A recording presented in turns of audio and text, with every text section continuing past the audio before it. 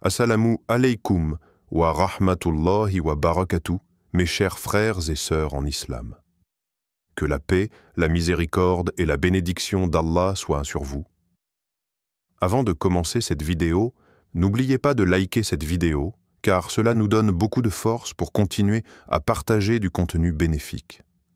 Et je vous invite à vous abonner à notre chaîne et d'activer la cloche de notification pour rester informé de nos prochaines publications sur la foi islamique.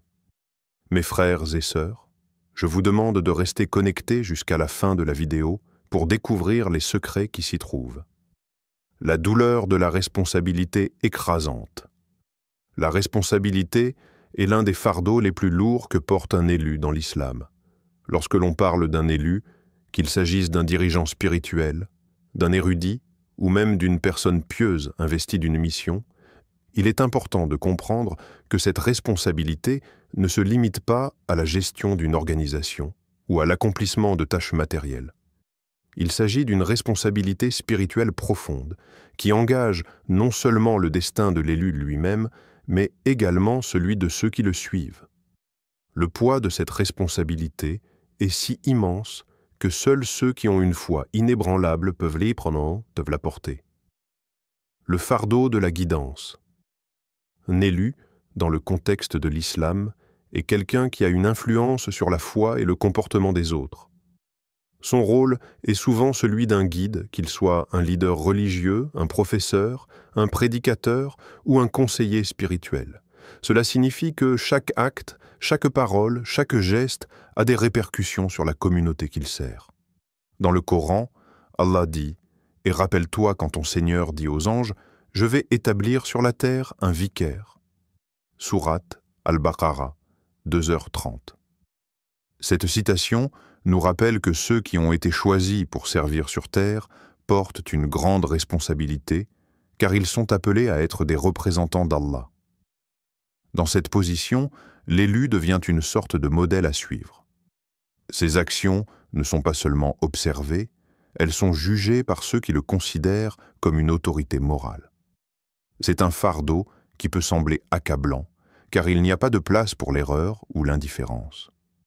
Il sait qu'à chaque faux pas, il pourrait entraîner d'autres dans l'égarement, et ce sentiment pèse lourdement sur son cœur. La responsabilité de guider les autres est une douleur silencieuse, mais présente, qui ne cesse de rappeler à l'élu qu'il est constamment sous surveillance divine. La perfection de l'exemple. Les élus savent que leur exemple a un impact direct sur ceux qui les suivent. Les paroles de l'imam Ali, que la paix soit sur lui, résonnent souvent dans l'esprit de ces élus. Un homme est ce qu'il fait, non ce qu'il dit. Les mots ne suffisent pas à guider, c'est l'exemple vivant qui a un pouvoir énorme. C'est une responsabilité qui dépasse la simple rhétorique. Elle touche au cœur même des actes quotidiens, des choix personnels, de la manière de traiter les autres et de la façon de maintenir sa propre spiritualité. Cette idée de perfection dans l'exemple devient une forme de douleur, car l'élu ne peut jamais se permettre de négliger ses actions ou ses paroles, même dans les moments de fatigue ou de désespoir. Les attentes des autres peuvent être une source d'anxiété, et le fardeau de toujours être à la hauteur peut être accablant. Le véritable défi, cependant, réside dans le fait que la perfection recherchée n'est pas humaine, mais divine. L'élu cherche à incarner au mieux les enseignements d'Allah et du prophète, paix et bénédiction sur lui, mais il sait aussi qu'il est imparfait. C'est cette quête constante de la perfection qui ajoute une couche de douleur à la responsabilité de sa position. L'isolement social et spirituel. Une autre dimension de la douleur de la responsabilité est l'isolement qui accompagne souvent ce rôle. Un élu peut se retrouver isolé, non seulement à cause de son statut, mais aussi parce qu'il porte un fardeau que peu de gens peuvent comprendre. Les dirigeants spirituels, les érudits et les figures religieuses sont souvent entourés de personnes, mais leur relation avec les autres est marquée par une distance. Cette distance n'est pas nécessairement physique, mais spirituelle et émotionnelle. L'élu porte une lourde responsabilité, mais il ne peut pas toujours partager ses luttes intérieures avec les autres. Ceux qui le suivent ne voient généralement que l'aspect extérieur de sa vie. L'enseignant sage, le prédicateur énergique, le leader courageux. Peu connaissent les moments de doute, de fatigue et de découragement qui accompagnent son chemin. Dans l'islam, l'un des plus grands tests pour un élu est de naviguer dans cette solitude tout en maintenant une relation profonde avec Allah. Cette solitude spirituelle peut être ressentie même au sein de la communauté, car l'élu doit se comporter d'une manière qui inspire, tout en portant en lui des fardeaux qu'il ne peut partager. Le défi est de rester fort et de maintenir son ancrage dans la foi sans que l'isolement ne devienne un obstacle à sa relation avec Allah. La solitude peut être une douleur intérieure difficile à exprimer, mais elle est aussi une source de purification. Elle permet à l'élu de se rapprocher de son Seigneur et de se ressourcer dans la prière et la méditation. La peur de l'égarement. Un autre aspect de cette responsabilité écrasante est la peur de l'égarement. L'élu, en guidant les autres, craint constamment de dévier de la voie droite, car il sait qu'une petite erreur peut avoir des conséquences lourdes non seulement pour lui, mais aussi pour ceux qu'il guide. La peur de ne pas être à la hauteur des attentes spirituelles et morales est une douleur constante. Cette peur découle de la conscience que tout écart, même minime, pourrait entraîner des conséquences importantes, car les personnes qui suivent un guide spirituel ont tendance à se fixer sur ses comportements, ses paroles et ses choix. La véritable crainte réside dans la capacité de l'élu à mener une vie en conformité avec les principes d'Allah. Il est constamment en train de se remettre en question, de s'assurer qu'il ne se laisse pas entraîner par ses propres désirs ou la tentation du monde. Cette lutte intérieure entre la conscience de ses responsabilités et les imperfections humaines génère un sentiment de peur et d'anxiété, particulièrement lorsque l'élu se rend compte qu'il pourrait, sans le vouloir, entraîner les autres dans un égarement. Le poids de la récompense et de la punition. La dernière facette de la douleur liée à la responsabilité est la conséquence de cette responsabilité sur le jour du jugement. En islam, chaque âme sera jugée sur ses actions, et l'élu est également responsable de ceux qu'il a guidés. Le prophète Muhammad, paix et bénédiction sur lui, a dit « Quiconque montre un bienfait à quelqu'un, il sera récompensé pour ce bienfait, et quiconque conduit quelqu'un vers l'égarement, il portera la charge de celui qui l'a égaré. » Cette réalité, bien que motivante, ajoute une pression supplémentaire. L'élu sait qu'il sera tenu responsable non seulement de ses propres actions, mais aussi des conséquences des actions de ceux qu'il a influencés. Le fardeau spirituel de cette responsabilité est donc énorme, et c'est une douleur constante que de savoir qu'au jour du jugement, l'élu devra rendre des comptes pour ses choix et ceux qu'il a guidés. Cela peut être une source de grande inquiétude, mais aussi une source de motivation à toujours rester vigilant et sincère dans sa mission. Cette douleur de la responsabilité écrasante est donc bien plus qu'une simple charge. Elle est une épreuve spirituelle quotidienne qui affine l'âme de l'élu et renforce sa relation avec Allah. La douleur de l'isolement spirituel. L'isolement spirituel est l'une des épreuves les plus subtiles mais puissantes que peuvent vivre les élus, ceux qui sont investis d'une mission divine. Cet isolement n'est pas nécessairement une solitude physique, mais plutôt une séparation émotionnelle et spirituelle d'avec les autres. Il est souvent difficile à comprendre pour ceux qui n'ont pas vécu cette expérience, mais il est au cœur de la vie d'un élu, que ce soit un érudit, un prédicateur, un imam, ou même un croyant engagé. L'isolement spirituel n'est pas un simple moment de solitude, mais une souffrance qui découle de l'écart entre la position élevée de l'élu et la réalité quotidienne de la communauté qu'il sert. Cette distance est ressentie intérieurement et profondément. la distance entre le guide et ceux qu'il guide. Les élus, en raison de leur rôle, sont souvent vus comme des figures de référence. Les membres de la communauté attendent de ces personnes qu'elles incarnent la sagesse, la patience et l'infaillibilité. En conséquence, l'élu doit constamment maintenir une image de perfection morale et spirituelle. Mais cette perfection apparente crée une distance inévitable entre l'élu et les autres, car il est perçu comme étant au-dessus des difficultés humaines ordinaires. Ceux qui le suivent peuvent se sentir inférieurs ou éloignés, pensant qu'ils ne pourront jamais atteindre le niveau de piété, de sagesse et de rectitude de celui qu'ils considèrent comme un modèle. Cette perception crée un fossé, et même si l'élu est entouré de personnes, il peut se sentir incompris et seul dans ses luttes internes. Les élus, conscients de cette distance, ressentent la douleur de cet isolement spirituel. Ils savent que bien qu'ils soient entourés de gens qui les admirent et les respectent, leur propre expérience spirituelle reste souvent isolée. L'imam Ali, que la paix soit sur lui, a dit « Les gens sont esclaves du monde. Dès qu'ils voient le succès d'un homme, ils se tournent vers lui. Mais lorsque ce succès se termine, ils se détournent de lui. » Ce proverbe montre bien que la relation entre l'élu et la communauté est souvent marquée par des attentes extérieures, et non par une véritable compréhension mutuelle des défis spirituels que traverse l'élu. Cet isolement ne signifie pas nécessairement qu'il est complètement seul, mais plutôt que les autres ne peuvent pas toujours comprendre la profondeur de ses luttes. L'élu peut ne pas pouvoir partager ses moments de doute, ses moments de faiblesse ou même ses épreuves personnelles. Ceux qui l'entourent en peuvent être dans l'illusion qu'il est toujours fort et inébranlable, ce qui l'empêche d'établir une véritable connexion émotionnelle avec ceux qu'il sert. L'élu face à la solitude intérieure. Bien que l'élu soit souvent entouré de disciples, de membres de la communauté ou de collègues, il fait face à une solitude intérieure qu'il ne peut partager avec quiconque.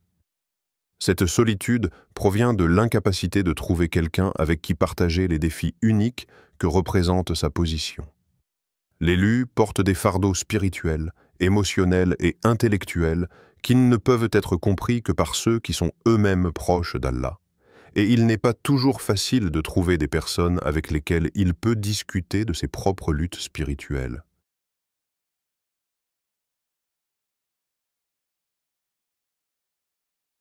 L'isolement spirituel peut aussi se manifester dans la perception que l'élu est constamment observé. Les membres de la communauté, les fidèles, attendent de lui qu'il incarne une image de sainteté et de perfection, ce qui l'empêche souvent de se montrer vulnérable ou de partager ses moments de doute ou de crise. Il doit toujours paraître serein et inébranlable, et cela peut l'éloigner des autres, même de ceux qui lui sont proches. Cette impression de n'être jamais vraiment compris devient une forme de souffrance intérieure. Le prophète Muhammad, paix et bénédiction sur lui, a lui-même connu ce sentiment de solitude spirituelle, notamment lors des périodes où il se retrouvait dans la caverne de Hira, se préparant à recevoir la révélation d'Allah. Dans ces moments, il a fait l'expérience de l'isolement, un isolement volontaire qu'il avait choisi pour se consacrer entièrement à la prière et à la méditation. La lutte intérieure pour maintenir l'équilibre spirituel.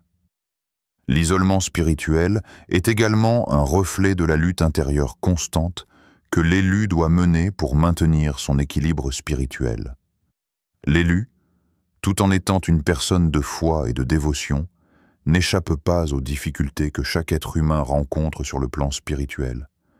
La tentation, le doute, la fatigue morale et même la tristesse. Mais, contrairement à une personne ordinaire, il doit dissimuler ses luttes. Il n'a pas le droit de se laisser aller à la faiblesse, car sa position exige qu'il soit un modèle constant de stabilité spirituelle. Cette situation crée une pression énorme, car l'élu est conscient qu'il doit toujours être sur la voie droite, ce qui rend ses luttes spirituelles encore plus intenses et difficiles à surmonter. Il doit aussi naviguer dans des dilemmes moraux complexes, des décisions difficiles et des situations où la sagesse divine semble floue. Dans ces moments de doute ou d'incertitude, l'élu se tourne vers Allah, mais il se trouve dans une position où il ne peut pas toujours partager ces moments de vulnérabilité. L'isolement intérieur devient une forme de purification, mais aussi un moyen de tester la sincérité de la foi de l'élu. Il doit, seul, chercher les réponses à ses questions spirituelles et faire face à ses peurs, sans toujours avoir un soutien extérieur direct. L'écart entre les attentes sociales et la réalité spirituelle. Un autre aspect de l'isolement spirituel est l'écart entre les attentes sociales et la réalité spirituelle de l'élu. En raison de son statut, il est constamment soumis aux attentes des autres. Il doit être un leader, un enseignant, un guide. Mais la réalité spirituelle est différente. Être un élu signifie qu'il est un être humain avec des faiblesses, des doutes et des luttes intérieures. Cet écart entre ce que la société attend de lui et ce qu'il vit en privé crée une forme de tension psychologique. L'élu doit constamment jongler entre le rôle de modèle qu'il joue pour les autres et la réalité de sa propre expérience spirituelle, souvent marquée par l'incertitude et les épreuves. Il peut ressentir qu'il est constamment en train de donner sans jamais pouvoir vraiment recevoir de soutien ou d'empathie. Ce manque de réciprocité spirituelle le pousse parfois à s'isoler encore davantage. Cette solitude intérieure est exacerbée par le sentiment que, bien qu'il soit en contact avec les gens tous les jours, il n'a pas véritablement de relation profonde et authentique avec eux. Les attentes placées sur lui ne permettent pas de créer des liens égalitaires, car les autres le perçoivent comme un guide plutôt que comme un simple croyant.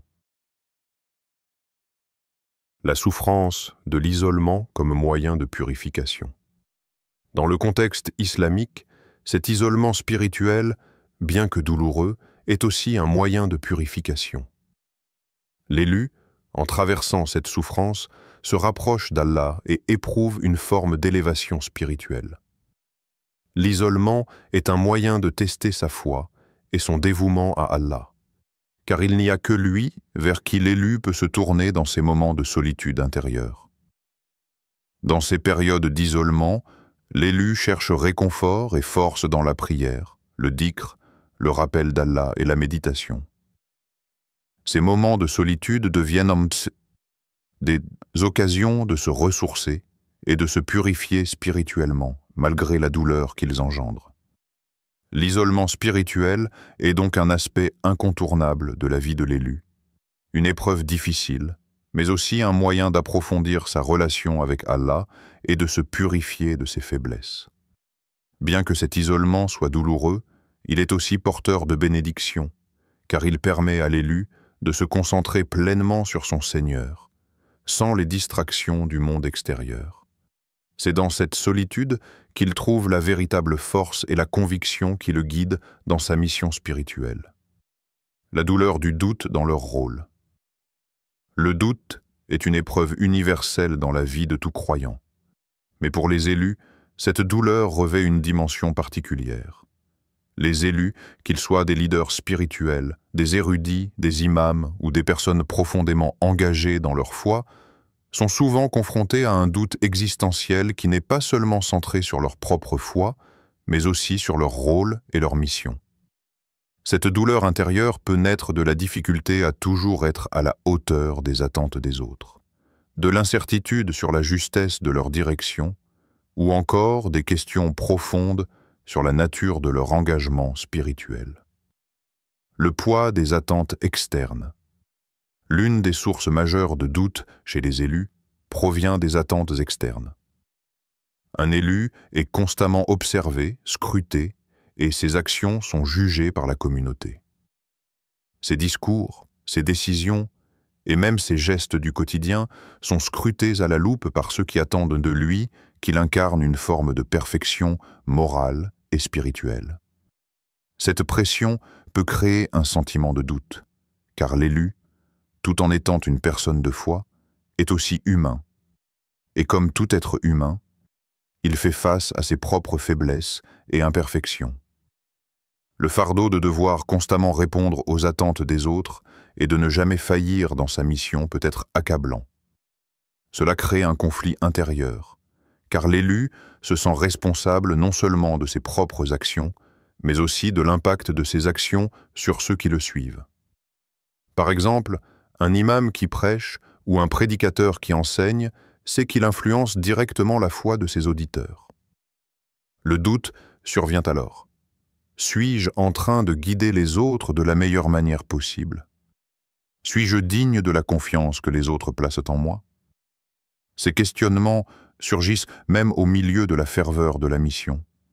Et la douleur liée à ces doutes est d'autant plus intense qu'elle est souvent intériorisée.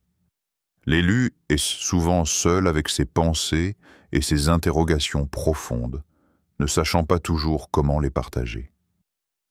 L'incertitude sur la justesse du chemin, un autre aspect du doute qui frappe les élus, est l'incertitude sur la justesse du chemin qu'ils empruntent. Un élu n'a pas seulement à se soucier de sa propre foi, mais aussi de l'impact de ses actions sur la communauté.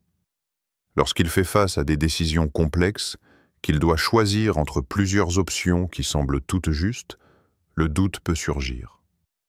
Il se demande parfois si la voie qu'il emprunte est réellement la meilleure, ou s'il aurait pu faire différemment pour mieux servir Allah et les autres. Ce doute est d'autant plus percutant lorsque les élus sont confrontés à des dilemmes moraux ou éthiques. Par exemple, un dirigeant spirituel pourrait se retrouver dans une situation où il doit choisir entre plusieurs approches pour résoudre un problème au sein de la communauté, et chaque option semble comporter des compromis. Ce genre de dilemme génère un profond sentiment de doute, car l'élu craint que sa décision ait un impact négatif sur les autres, même s'il est convaincu qu'il a pris la meilleure décision possible en fonction des circonstances. L'incertitude sur la justesse de son action, malgré sa foi sincère et ses intentions pures, fait naître un malaise intérieur qui devient difficile à apaiser. La peur de l'égarement personnel. En islam, la crainte de l'égarement est une émotion centrale qui accompagne le cheminement spirituel de chaque croyant. Toutefois, pour un élu, cette peur est exacerbée par la conscience de la responsabilité qu'il porte sur ses épaules. Un élu n'est pas seulement responsable de sa propre foi et de son comportement, mais aussi de l'impact de ses actes sur ceux qu'il guide. Cette conscience du poids de sa mission fait naître une peur constante d'égarement personnel. Le doute qui accompagne cette peur est insidieux et difficile à surmonter. L'élu se demande s'il est réellement sur le droit chemin, s'il n'est pas victime de ses propres passions ou de l'influence des ténèbres. Il peut se poser la question suivante.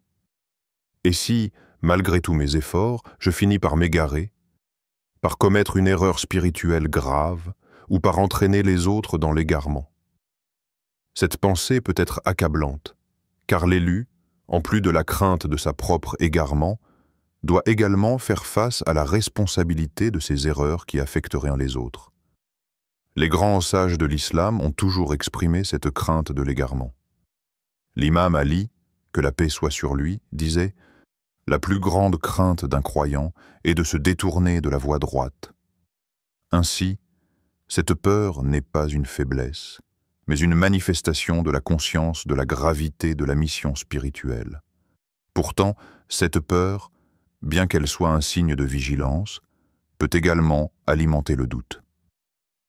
La solitude face au dilemme intérieur. Un autre facteur aggravant du doute chez les élus est la solitude spirituelle face à leur dilemme intérieur.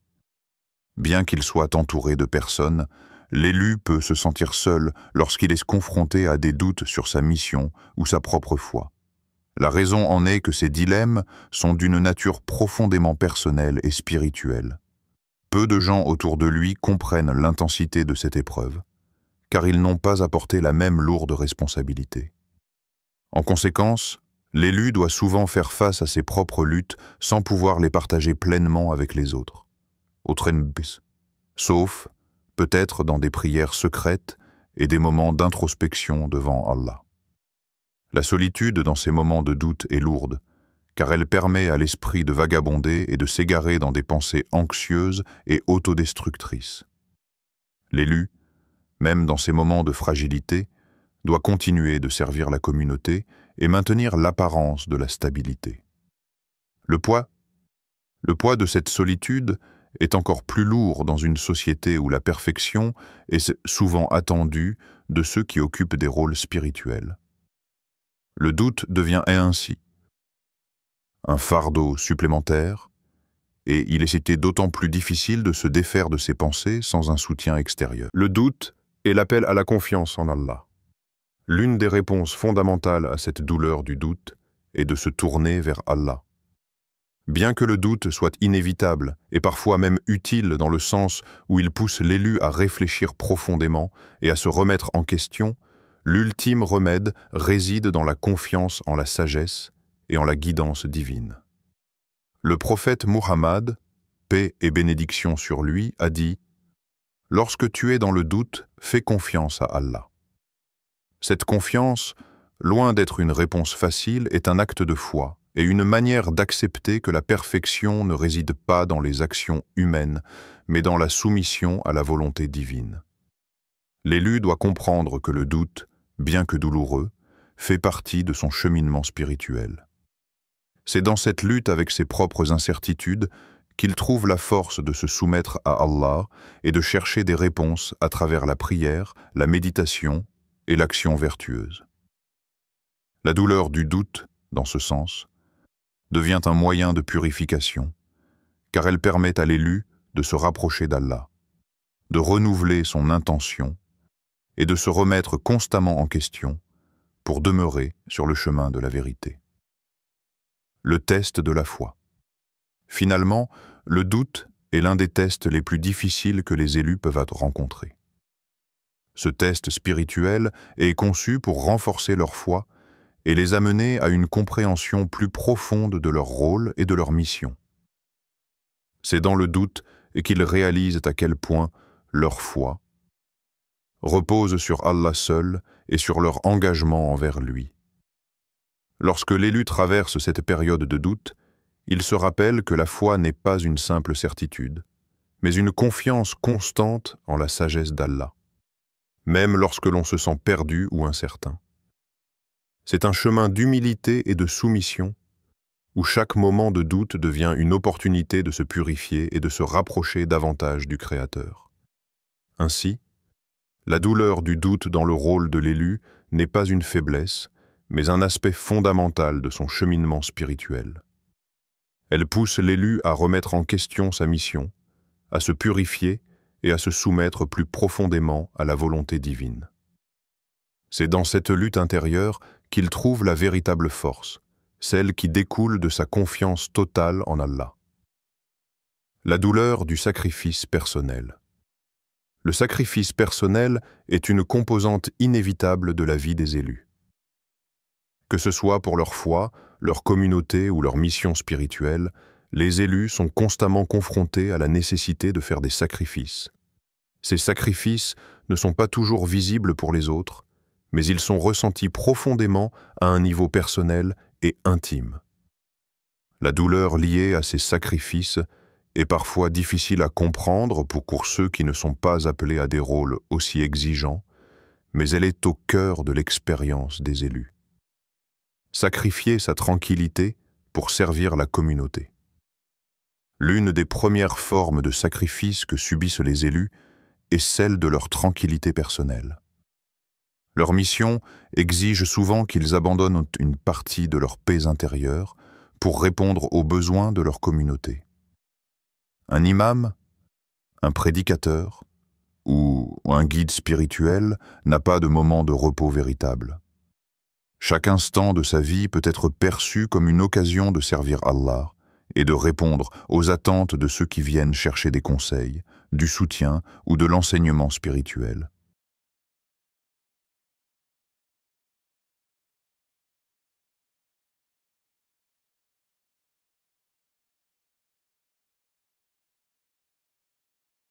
De plus, Les élus sont souvent confrontés à des jugements excessifs et même à des critiques sur des aspects de leur vie personnelle qui n'ont rien à voir avec leur mission spirituelle.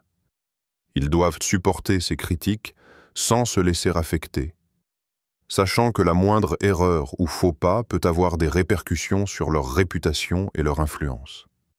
Le sacrifice de la famille et des relations personnelles. Le sacrifice de la famille est une autre douleur importante ressentie par les élus. La mission de guider la communauté et de servir Allah peut les éloigner de leurs proches, parfois même au détriment de leurs relations familiales.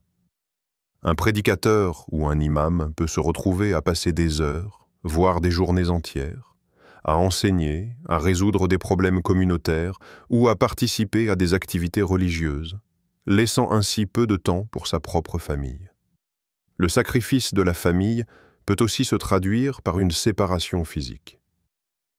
Certains élus, en raison de leur rôle, peuvent être amenés à voyager fréquemment ou à vivre dans des conditions de travail où ils sont éloignés de leurs proches pendant de longues périodes. Cette absence affecte non seulement l'élu, mais aussi les membres de sa famille, qui doivent accepter ces sacrifices, parfois dans l'ombre de leur engagement spirituel. Cependant, ces sacrifices ne sont pas sans conséquences. Les élus peuvent ressentir la douleur de ne pas pouvoir être présents pour leurs enfants, leurs conjoints ou même pour leurs parents. L'éloignement crée une forme de vide émotionnel, et même si l'élu se console en sachant qu'il agit pour la cause d'Allah, cette douleur reste profondément ancrée dans son cœur. C'est une douleur qu'il cache souvent aux autres, car il ne veut pas que la communauté perçoive cette forme de vulnérabilité. Sacrifier sa santé et son bien-être. Le sacrifice de la santé est également un aspect souvent négligé mais extrêmement important de la vie des élus. L'engagement constant dans la mission spirituelle, la gestion des attentes de la communauté et le stress de la position de leader peuvent avoir un impact direct sur la santé physique et mentale de l'élu. Les horaires irréguliers, le manque de sommeil, les préoccupations constantes et l'isolement social peuvent affaiblir le corps et l'esprit. Cependant, l'élu doit continuer d'avancer malgré la fatigue, la maladie ou le manque de ressources pour prendre soin de lui-même. Un prédicateur peut souffrir d'un épuisement mental et émotionnel en raison de la charge de travail constante sans avoir suffisamment de temps pour se reposer ou se ressourcer. De même, l'élu peut se retrouver à négliger ses propres besoins alimentaires ou de santé physique pour consacrer plus de temps à sa mission. Bien que ces sacrifices puissent être faits avec une noble intention de servir Allah, ils ne sont pas sans conséquences. Les élus, souvent dans leur quête de servir la communauté, risquent de s'épuiser et de perdre l'équilibre dans leur propre vie. Le sacrifice de la reconnaissance personnelle. Un sacrifice souvent oublié mais crucial pour les élus est celui de la reconnaissance personnelle. Bien qu'ils puissent être admirés et respectés pour leur rôle, leur travail et leur dévouement, beaucoup d'élus n'ont pas la chance de recevoir de la reconnaissance de manière tangible. Leur vie est consacrée à Allah et à la communauté, et la reconnaissance qu'ils reçoivent vient souvent sous forme de gratitude spirituelle ou de respect social, mais il n'y a pas toujours de récompense personnelle. Ce sacrifice de la reconnaissance peut être difficile à accepter, surtout lorsqu'ils sont confrontés à des défis ou des critiques qui peuvent mettre en question leur valeur ou leur efficacité. L'élu doit accepter ce manque de reconnaissance sans se laisser emporter par le désir de validation personnelle. Cela exige une grande humilité et un engagement profond à servir Allah plutôt qu'à chercher des récompenses humaines. La douleur du sacrifice de la reconnaissance personnelle est liée à l'idée que le véritable salaire de l'élu ne réside pas dans les louanges ou l'adulation, mais dans la récompense divine qu'il espère recevoir dans l'au-delà. Ainsi, la douleur du sacrifice personnel, bien que souvent invisible aux yeux de la communauté, est une réalité constante dans la vie des élus. Ces sacrifices sont au cœur de leur mission et de leur dévotion à Allah. Chacun de ces sacrifices, qu'ils soient liés à la tranquillité, à la vie privée, à la famille, à la santé ou à la reconnaissance, représente une épreuve spirituelle et émotionnelle qu'ils endurent avec patience, dans l'espoir d'obtenir la récompense divine. Chers frères et sœurs en islam, n'oubliez pas encore de liker cette vidéo et de vous abonner sur cette chaîne. Qu'Allah vous bénisse.